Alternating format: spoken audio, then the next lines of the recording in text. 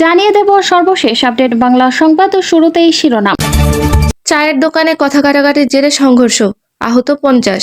হবিগঞ্জের নবীগঞ্জ উপজেলায় পূর্ব বিরোধের জেরে দুই পক্ষের মধ্যে ঘণ্টাব্যাপী সংঘর্ষের অন্তত 50 জন আহত হয়েছেন। গুরুতর অবস্থায় 10 জনকে Sylhet MAG Osmani medical college হাসপাতালে পাঠানো হয়েছে। গত সোমবার 22 ডিসেম্বর বিকেলে উপজেলার কালিয়ারভাঙ্গা ইউনিয়নের মান্দারকান্দি গ্রামে এ ঘটনা ঘটে। গ্রামের ইদ্রিস মিয়া ও শামু ভট্টাচার্যের মধ্যে পূর্ব বিরোধ ছিল।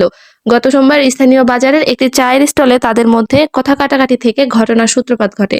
বিকেলে উভয় পক্ষের লোকজন দেশীয় অস্ত্র নিয়ে মুখোমুখি সংঘর্ষে জড়িয়ে পড়ে। এতে প্রায় 50 জন আহত হন। সংঘর্ষে আহতদের নবীগঞ্জ উপজেলা স্বাস্থ্য কমপ্লেক্সে প্রাথমিক চিকিৎসা দেওয়া হয়েছে।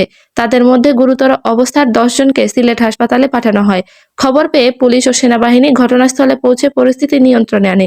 নবীগঞ্জ থানার ভারপ্রাপ্ত কর্মকর্তা মোহাম্মদ মোনায়েম মিয়া বলেন, খবর পেয়ে আমরা তাৎক্ষণিকভাবে ঘটনাস্থলে গিয়ে পরিস্থিতি স্বাভাবিক করেছি।